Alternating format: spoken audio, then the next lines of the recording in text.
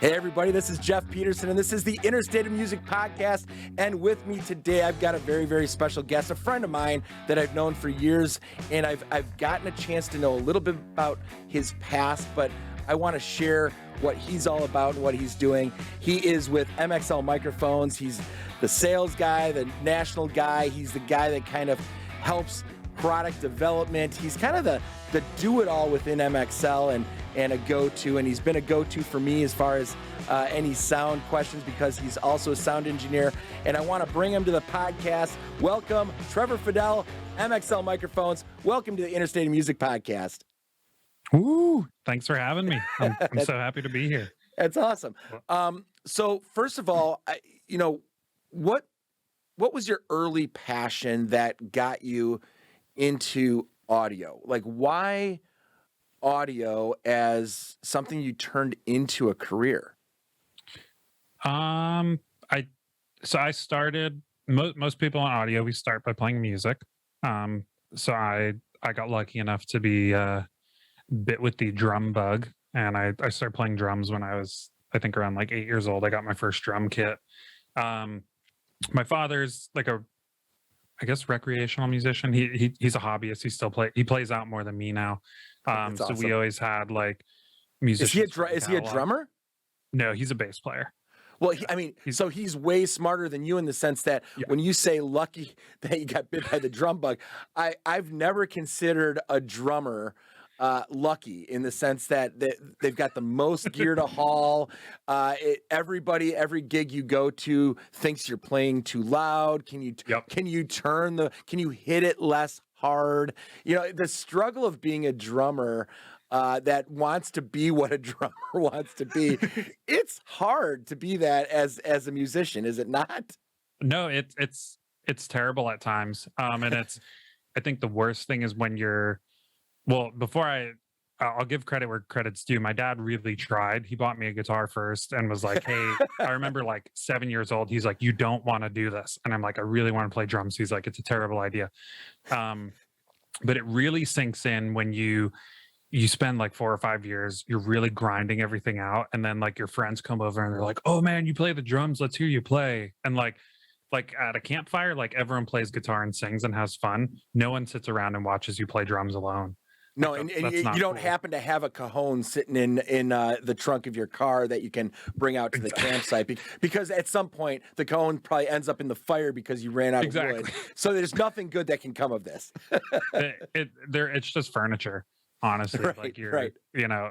So all that happened. I love playing drums. All that it's not bad. But I really early on, I remember just like turning to my dad and I was like, hey, if I buy this, this, and this, can I record my band?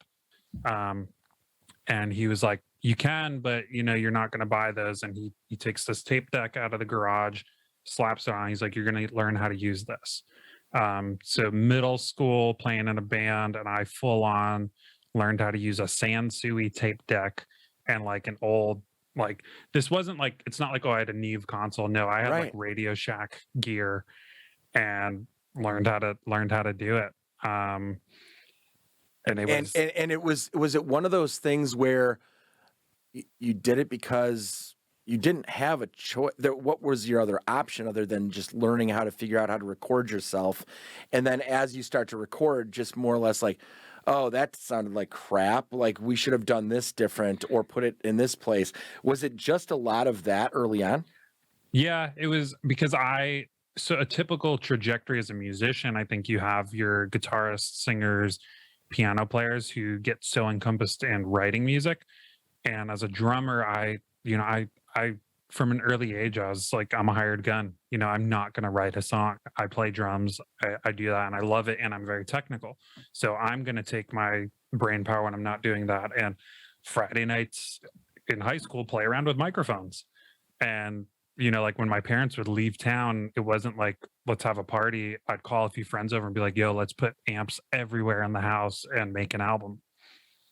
Yeah, it's something that I think people don't really realize what the challenge is. You can pick up an instrument and you can learn the instrument, but where it goes from there, it starts taking on a mind of its own because you're going to want to do your own recording. You're going to want to try to figure out how to video yourself in some way so that you can see what you're doing right, what you look like when you're doing it. Everything else starts to become part of it. And then when you become like a legit band, I mean, you want to start playing out. So, Yeah. and then when you start to play out, that becomes like a big part. The audio aspect is a massive part of what you have to dial in, whether you're going to a place that supplies sound or you're hiring somebody to do sound. But I mean, a lot of places early on, they don't have their own sound. No, Right. and I mean, I'm dating myself for the first time, I feel like, but even when I was starting out in bands, like we weren't posting videos on TikTok and Instagram and YouTube even. Our only way of conveying what we did, like an EPK, which even sounds archaic now, was like we would make a MySpace page and upload this like MP3 and Yeah. hope to God that it sounded decent. Meanwhile, like looking back, it probably sounded terrible, but like that was the pinnacle. It was like, how can we as 14-year-olds take, this cover of You Shook Me All Night Long and record it and then upload it to our MySpace? And that was MySpace. Like, yeah, awesome. that was That's it. awesome. So what was your first gig? Like legit that you felt it was legit? Playing or engineering? Playing. This is great. It was a hookah bar. How old were you playing for this gig? I was in 8th grade at a hookah lounge, and it was like totally like, some nice family from the Middle East owned it. It was in New Jersey in a place called Morristown.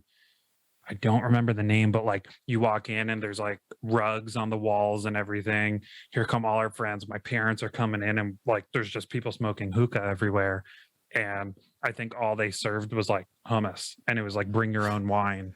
So it was like the weirdest thing. So what did your set list have in it for this hookah experience? I mean, you just talked, you shook me all night long. I don't necessarily feel like that's like hookah friendly. Like what is going on right now? I'm going to accurately say there was probably at least 2 AC/DC covers. We were dead set on being able to play Stairway to Heaven front to back. So definitely played that, and probably like a few really bizarre, like Avenged Sevenfold ripoff originals. So it was like the people who came to see us, I'm sure had a blast. But like if you were going out on a date, just like heard about this cool place, want some hummus and hookah, like we ruined your night. Sorry. But I'll bet that was one gig with all the rugs all over the place that it wasn't as bad being a drummer. And my setup was obnoxious. I mean, I had like, that was still at the peak, like I mentioned, Avenged Sevenfold, like went through this phase where it was like the more tom-toms and cymbals, the better. So like it was trying to be like the Rush drummer, set up where if I want to have to spin all around, hit everything all over the place, arms flailing like animal. It's crazy that, you go back and you look at some of those moments in what you've kind of turned into, and it's like, man, for me to be doing that in 8th grade, kind of cool. Oh yeah, we convinced some people to book us at their restaurant. Like, yeah, that's crazy. As crazy as it was, for some reason they found us appealing, and we did it. And that it's definitely like a rite of passage. You're like, okay, we did this. It was a bit crazy. Probably not going to play there again. Let's figure out how we really move forward. And so that kind of gets you up and through the, that high school kind of years. Obviously, everything's just kind of getting a little bit better. You're getting a little bit better as a musician, getting a little bit better at managing your own sound. But at what point did a career path of getting into audio step in for you? I mean, was it just like, I hate chemistry and I don't want to do public speaking? Like what made you, through the curriculum of high school and what your passions were, what made you think that this was like audio was something you wanted to go to school for? So my high school was lucky enough, we had an audio technology program. and it was pretty cool. That is not common. No. So we had that. I took that my freshman year of high school. You got like one elective, so everybody was like, I'm going to learn auto shop, or like wood shop. I was like, nope, gonna play with microphones. And our teacher, he ended up definitely becoming like a mentor of mine. And he still teaches the program. I drop by here and there, help him out, get him free stuff when he needs it. Yeah. But he took a really grassroots approach and was like, clearly he could just set us free and we all could make music. But he's like, you guys are going to learn every bit of how a microphone works. We learned MIDI the old way. MIDI now, you just plug in a USB keyboard and you play, but he made us learn the old MIDI channels, like channels 1 through 15 are these kinds of sounds. But what was hidden in there that I don't think any of us ever realized was building up these really intense troubleshooting skills. So like he would set us free, tell us to go do something with a MIDI keyboard, and no one would know how to do it or set it up right. But by the end of the year, you learned how to troubleshoot. And in anything technology related, it's really, that's your limitation. Like how long are you going to sit there to figure out the problem? Right. So that was cool. I kind of got that baseline. I got involved with doing like light and sound. Sure. At school too. And then I really liked it all. And then by I think my junior year in high school, I got dead set on, like, I'd worked a few odd jobs, but I was like, I really want to find an internship. And I was like, if I have to go on Warp Tour and move amps around, I'll do that. But there was a local studio in town, or 2 towns over, that had a rehearsal studio too. Okay. And I ended up helping out there, and I would be the guy who would go in and, before the local band would come in to rehearse, I would turn the PA on and check the mics, make sure the cables were clean. But I was okay with just like hanging around late at night for the recording sessions. So I'd get to kind of sit on the wall, do that. The studio closed, unfortunately, but they were definitely ahead of their time because we had the studio aspect, but they offered showcases for bands. So we would bring in a band, film them and record them and have a live show, and they would leave with a video with a recording and have just had a show for their friends. So those on the weekends would be like all hands on deck. So while it wasn't, I wasn't in, Studio A at the biggest studio in New York, I was very hands-on at this place. Again, troubleshooting, figuring things out, rebuilding control rooms. We would repaint rooms. We'd turn a different room into a studio because of something. So it armed me by the time I got to my senior year in college of already probably being like 10 years ahead of where I should have been in audio. Right. Then, like anyone, I was like, I'm going to go to college for this. Went through my whole, like, I don't even need to go to college for this. Mom and dad, blah, blah, blah. They're like, yes, you do. Yep. But I got lucky enough to land at an audio program at Purchase College in New York. And from there, I got set up with like an internship helping out a pretty well-respected engineer, Todd Whitelock, who took me under his wing. Our first session, again, I was just supposed to be a fly on the wall. The session went till 3 a.m. and my car got broken into. Oh, geez. And I was parked outside his house, so he drives me home. He gave me gas money and stuff, and it was cool, but we pull up and my car's been broken into. Did you even have anything worth anything in the car at that point? So I had a vintage Slingerland drum kit in the car. Shit. I had keyboards, amps, and they took none of it. It was just someone. Really? Yeah, took none of it.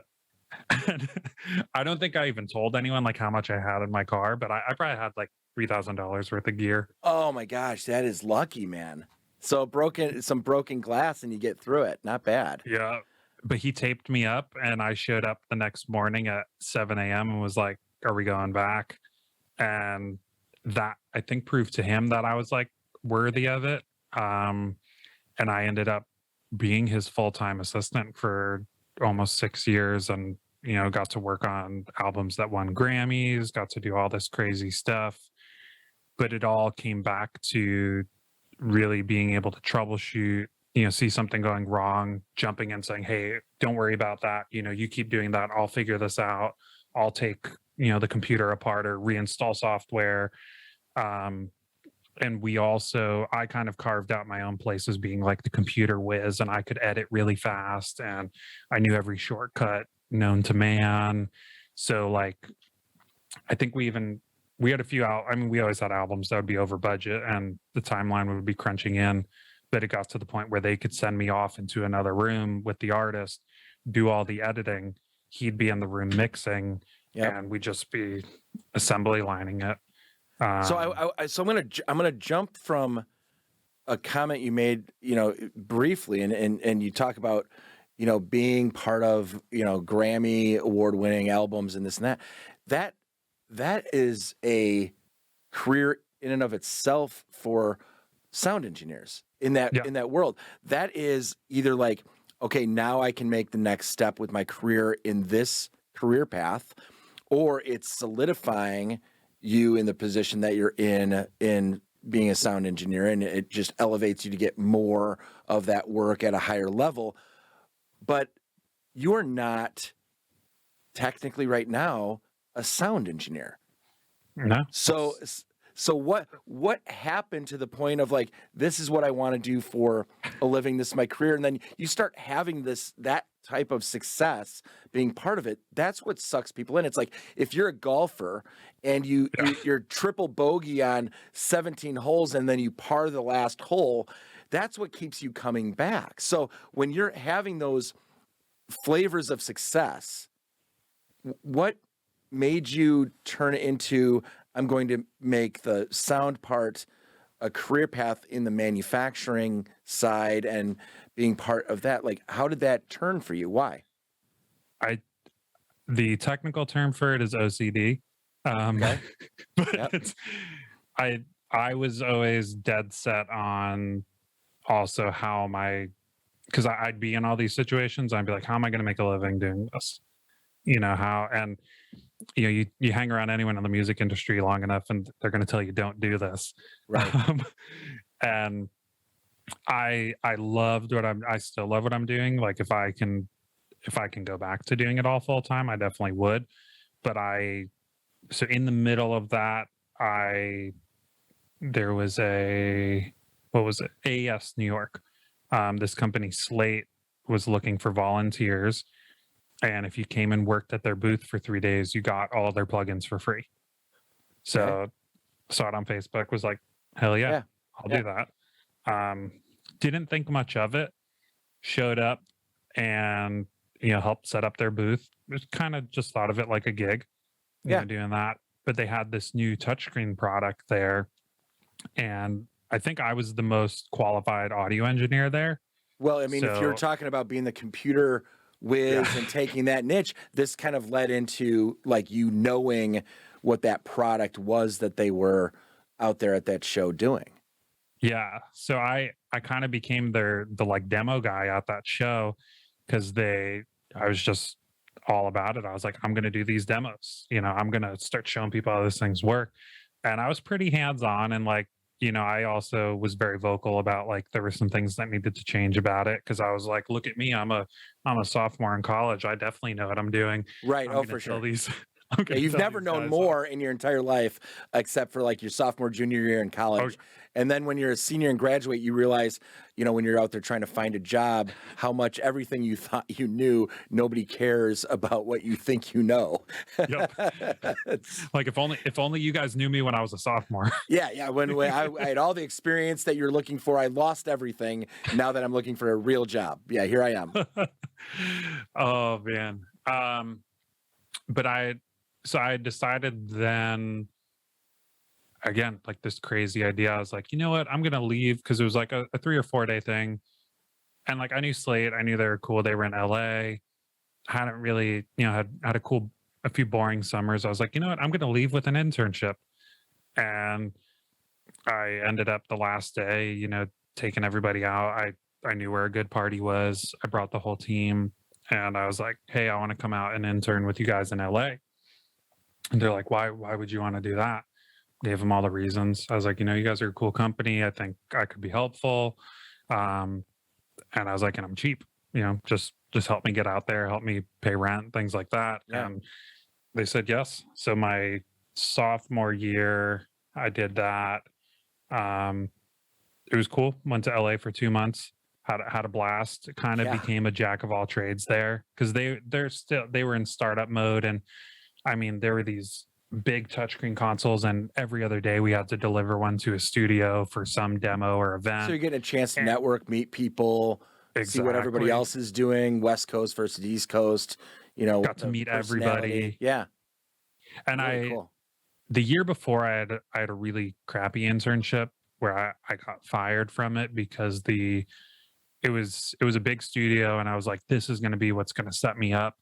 Because I was still working with Todd, but I didn't have like a backbone at a studio, and I had this experience, and I ended up cleaning toilets for like 2 weeks, and then the owner of the studio asked me to go wax his boat one day that it was like 105 degrees, and I had already gone to West Marine like a couple days before to buy him like rope for his boat, but I finally was like, I walked up to his office. I was like, I don't think I should be cleaning your boat. And he's like, then you should probably leave.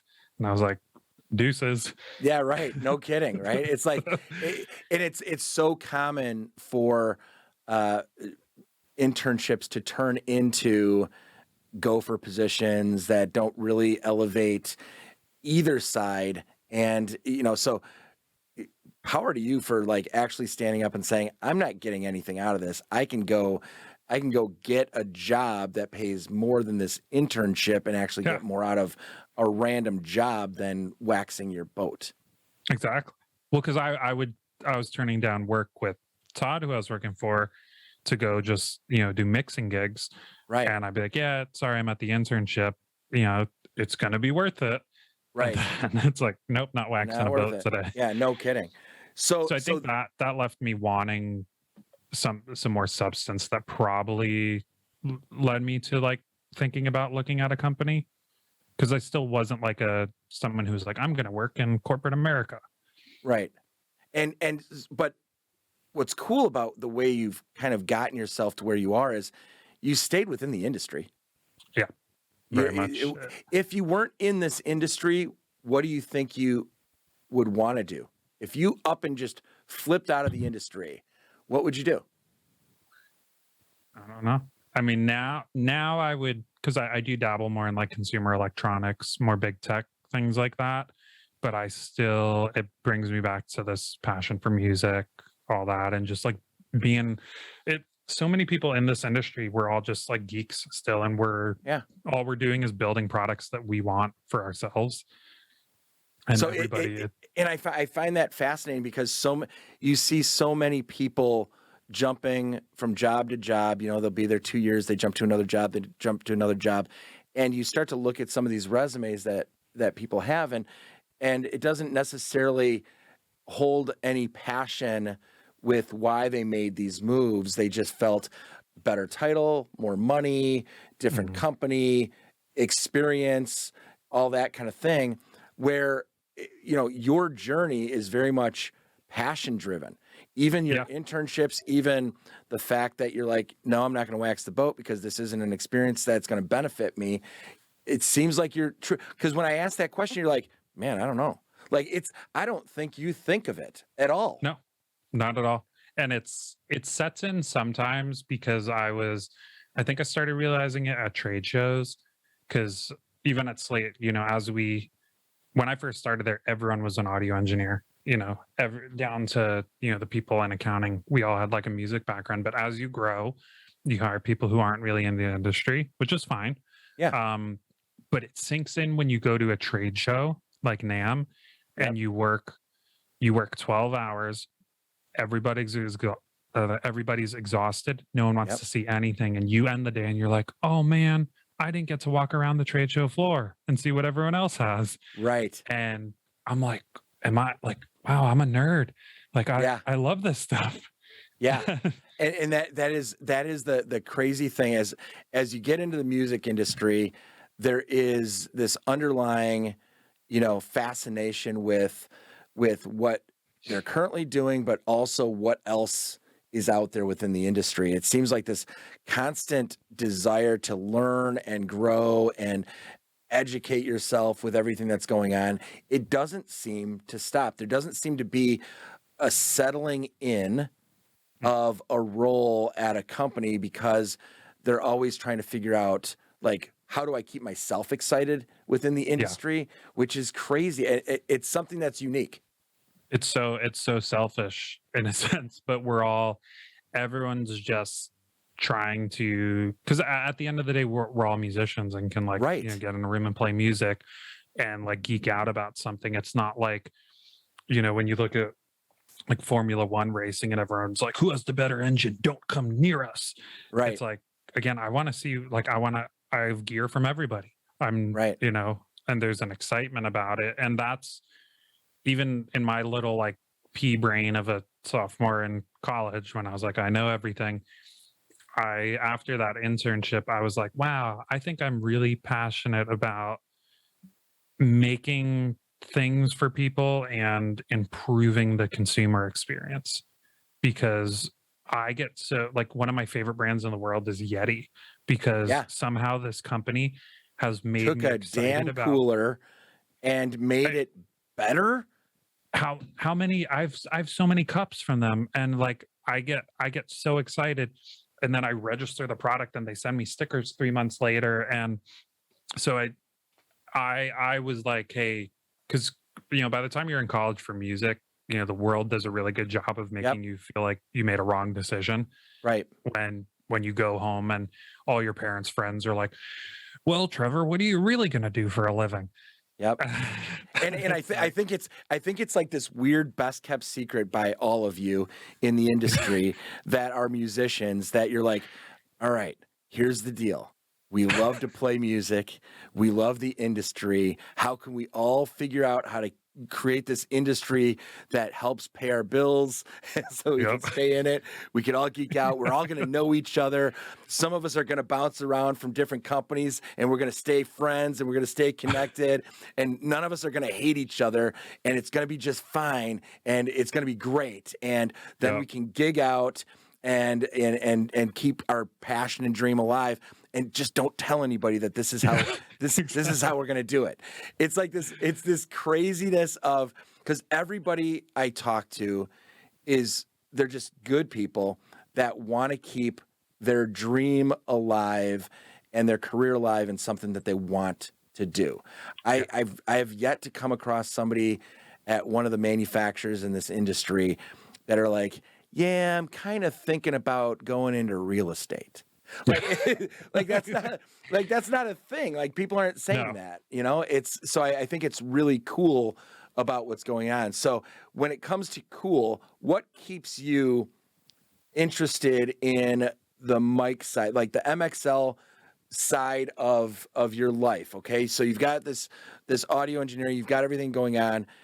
MXL is really becoming, kind of finding their niche, their place in the industry.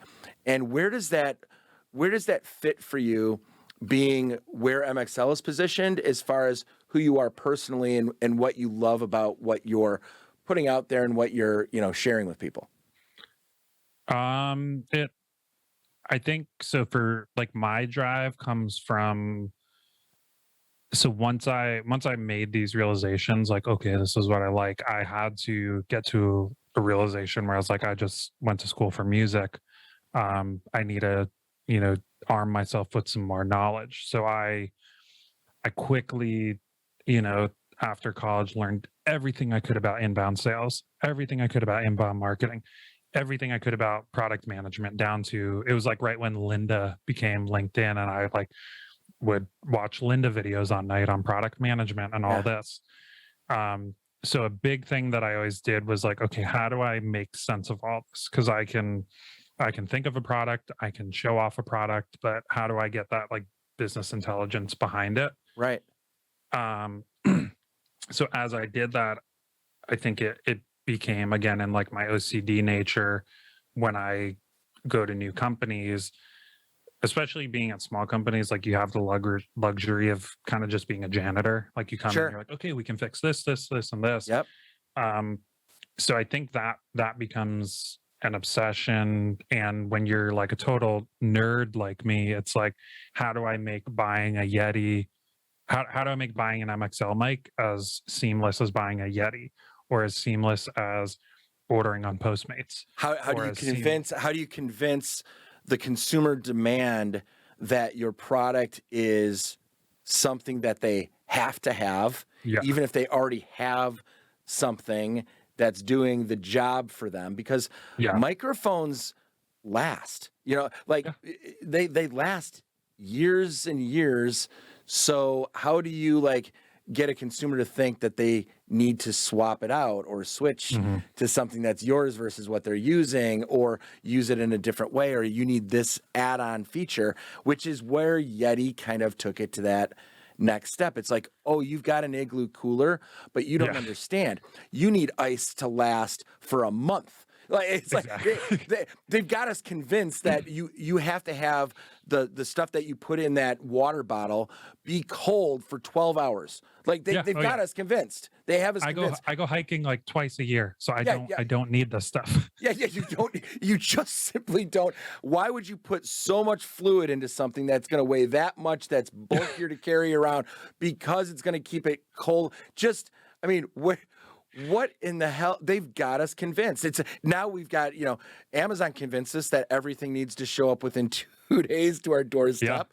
Now it's like same day. Like the marketing strategies behind the variety of companies, the variety of platforms, and what's going on out there, I think is where, the big question is like, is that the way you're looking at Yeti? That makes sense to me of why you'd want to bring that style, that philosophy, that consumer drive and need of a product into an MXL category. Yeah. And that's where, so like one of the biggest differences, Yeti is a technology company of their own right. Everyone is. But when you're working with, I'd call it that like next, like we're not quite consumer technology. We're not, a pair of AirPods or something like that. Sure. But when you're working with that next level thing where it does take a little bit of extra knowledge, there's that challenge of and everyone's experienced this with a camera. It's easier to kind of talk about then, because everyone gets a nice DSLR, you go on your first vacation, you take a picture, still looks like crap. Yep. So it's like, how do I bridge that gap? And that's the drive for me that keeps it going, is we're problem solving. And at a company like MXL, or even when I was at Slate, it was all about how do we make this so easy for newbies, but not put a professional in an area where they're like, oof, like I don't want to go near that. That's kindergarten. Right. And there's bridging that gap of quality to user friendly, and hitting a price point that is friendly. You've got price points that are all over the board. You've got very reasonable price points on very good equipment. But sometimes you've got a marketplace that says, oh, that's $99. It can't be as good as my $349. And it starts to get to the point. It's like, well, your $349, yes, it might have this feature, that feature, this level of quality that is the reason why there's a price difference. But who's using it, and what are they putting out for the level of quality that it needs to be? We talk about that with video technology now. It's like, if you're going to go to the social media platform, what level camera do you actually need? You just need what that platform is going to allow you to put out as far as the specs of video. So that's the obsession in music production too, is the easiest way, because I used to work on film scores and stuff too, is we would spend 4 days in New York in Avatar A with these beautiful audio setups that people would drool over, and we'd have the best orchestra in town and all this, all for somebody to watch it out of a sound bar. Right. And that's for me what drove some of like everything was just a fear basis, because I was really the last generation of still being in real studios. Yep.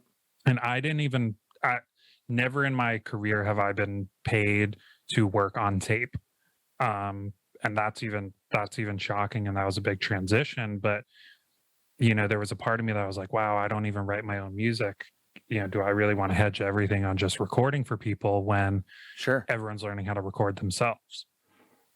And So do you find that the capability that is out there, the equipment / the softwares and the ability for musicians to self-record at a high level, do you think that's a positive of where the industry is going, or do you find it as a negative because of some of that collaboration, creativity, and that teamwork of that process is being lost? Or do you think it's great, it's fine, and that's where we're going?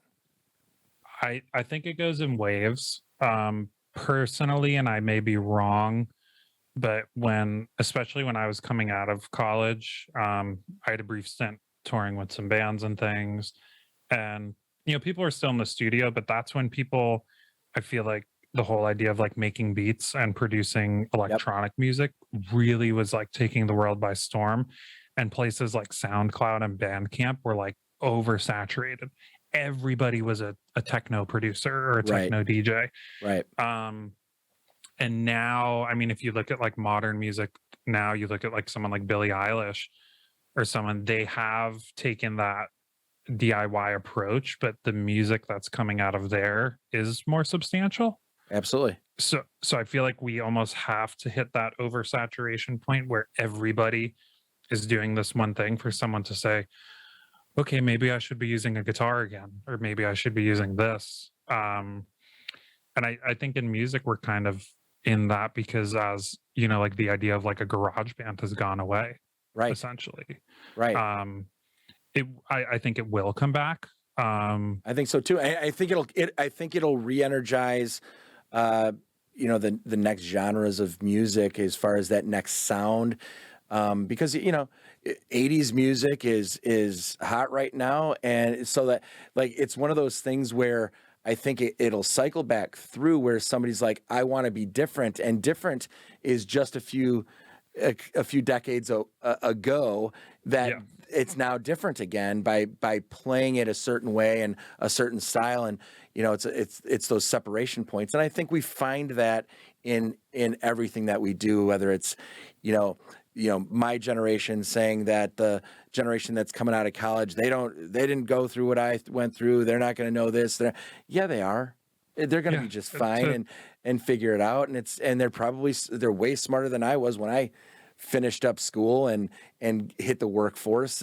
So I think it's interesting of where people are being given these tools, and I think it's really interesting as far as like how manufacturers are having to go at it so many different directions to reach those consumers and convince them into their gear, because you've got so many different types of musicians now because of what they're capable of doing. And in our industry, there are people who, because I think what you're alluding to a little too is like, a lot of people, it's easy to get mad about it. Like when I was, going bar to bar, trying to make money with my band, packing up our stuff, and we saw kids just like popping beats out online. Like we were like, that's stupid. Right. And real quickly you learn like, you're just, it's your perspective. You're just getting mad because you don't understand it. And it is essential to get to that next step. So on the manufacturer side, I've seen people who almost are like, it's like, oh, those dumb TikTokers or whatever. But like, and that is how they are making it big. Everything. So if you ignore it, great. But then whatever comes next, you're potentially harming that or even holding that back by not just fully jumping into what's going on now. You've got to explore all of it. You've got to explore all of it. You've got to be part of it. You've got to understand it before you say no to it. I mean, it was funny. Even around here, everybody's like, I'm like, we need to get a TikTok account set up. And everybody's like, we're really not I mean, what would we do? How do we fit? And I'm like, I have no idea. I have no idea if it's going to work, not work, how we should use it as a tool, but we have to explore it. We have to try it. And it's okay if we put it out there and it's terrible, because nobody's going to judge you by like, oh, your TikTok channel is terrible. Jeff tried, like, that's so, but so, I like, that's one thing that I really like about the stuff that you do is you do always seem to give things a chance. Even like over the pandemic, it was what's the app that everyone talks? The one that everyone gets up and talks on, like anyone can talk. What was it? Clubhouse. Yes, yeah. Yeah, because everyone tried a Clubhouse too. Yep. In my humble opinion, I think it's kind of past already. It's gonzo. I don't even know if is that even a thing. I mean, I've got a couple of rooms out there that have been vacant. So if somebody's looking to rent a room in Clubhouse, I've got a couple spaces they can have. Cheap, but on the cheap. You're always open to that stuff, and it's very reminiscent of something Gary V. I remember always seeing him talk about that, and specifically, I remember. It was like 5 or 6 years ago, he was telling every single entrepreneur to make an Alexa skill. And like, he's like, if you don't make an Alexa skill right now, you are wasting your time. And it's not that everything's going to work or be perfect, but if you're not even open to give that a chance, you lost your seat at the table. Our video content, the teams of people that were starting to think and try to figure out how to make TikTok work, the ideas that came outside of that and the thoughts and the creativity, the fun, the laughing, that was awful. All of that was more important than if we had a TikTok work. It was also like what led into other thoughts, other ideas. What can we do better? And what I always love about some of those platforms is like, it's like, do it in 60 seconds. Yeah. Like how do you take something and make it entertaining, informative, important, funny enough in a time frame that they give you? That alone is like important enough to give some of this stuff a chance. It's like even Clubhouse during the pandemic and everything. What did that give you a chance to do? It gave you a chance to put yourself out there, head up a group, improve your networking skills to try to draw attention to it. And through that process, whether Clubhouse exists anymore or doesn't, if anybody's even using it, but the people that you networked to during that time, you're still connected to, and now are probably following other stuff that you're doing on LinkedIn. Yeah. So where is the downside? Yeah. So the bigger madness is like, so something everyone always talks about with audio specifically is how technology now removed any limits. And part of why the music of the 70s and 80s was so great is because you were limited to tape. You were limited to this. You were limited to that. But now these platforms that are coming up now, TikTok, there's some magic to it. I don't know if it's 60 seconds, but you're limited. You can't, I mean, you can, but you can't like coordinate a whole set in Ableton and then dump it in TikTok. You have a limit.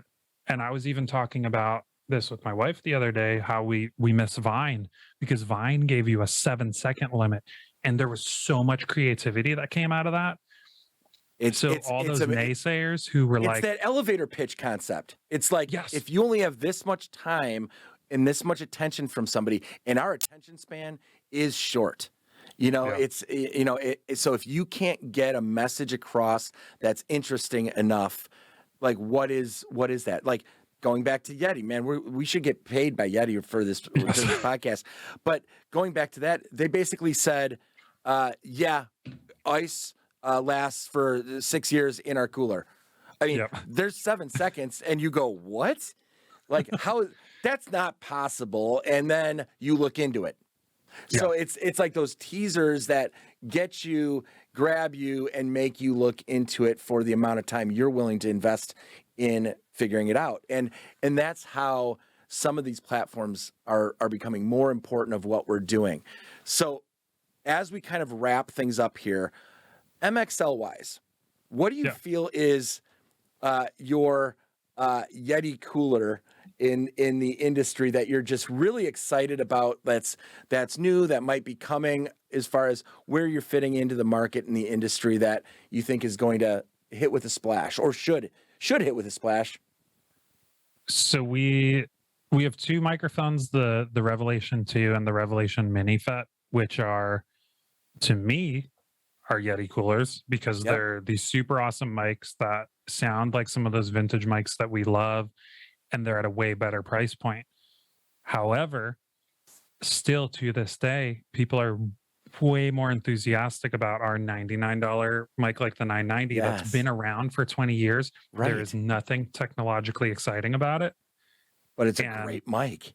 exactly, and that's where, so that's like, this is a whole like example of this entire conversation, that we're driving to do more, but we also are respecting what the world's telling us, that people love these microphones that are inexpensive and just perform really well. And I mean, I got a call the other day from someone. They're like, I don't know how you guys do it and make something sound so good for this price. I have used multiple microphones. I even during the pandemic, I was so sick and tired of dealing with Zoom calls with people with bad audio and everything, and we were all using laptop mics at that point, and I'm just like, I can't do this. So I literally invested in all of your Tempo USB mics, and I sent them to everybody on the team, and I said, here's the deal. It's driving me crazy to listen to all of these other people with bad mics for these Zoom calls. This isn't going away anytime soon. We're stepping up our game, and I'll tell you what, I'm like, we're not going to be the ones that they're saying that about. It was that simple. And for the price point of that Tempo USB mic, for the quality of what it just turned into for our own meetings with each other, so worth the cost of admission into that. And such an easy travel, quick, like, hey, I'm going to jump on this call. I'm in a hotel room, boom. Or, hey, I'm going to do a quick podcast outside in the lobby for a trade show, and I want to record it. It's just, there's such a convenience to those products. And you guys are doing a great job hitting the quality within the price points, but you're also, like you said, you're taking things to the next level and kind of driving the industry, or at least realizing within the industry what's necessary on that next level as well, which I think is great about what MXL is doing. Yeah, it's, I think we all have to put that effort in and push, but it's like Costco still has to sell rotisserie chickens. The 990 it's still our rotisserie chicken. Right. And knowing your niche, knowing your consumer, but still looking outside of your industry for those ideas and those marketing concepts and driving those things. And I think you guys are doing a great job, and you're heading that up at MXL. And I can't thank you enough for being part of the show here. And thank you so much. It gives a chance for people to kind of grab onto and see what what gets you to where you are. The path within the industry is never the same from one person to the next. Mm-hmm. And thank you for sharing your story here for the podcast. And we'll catch up. You're part of the Interstate Music family, and I'm really excited about that. So thanks for being part of the show, and we'll talk soon, my friend.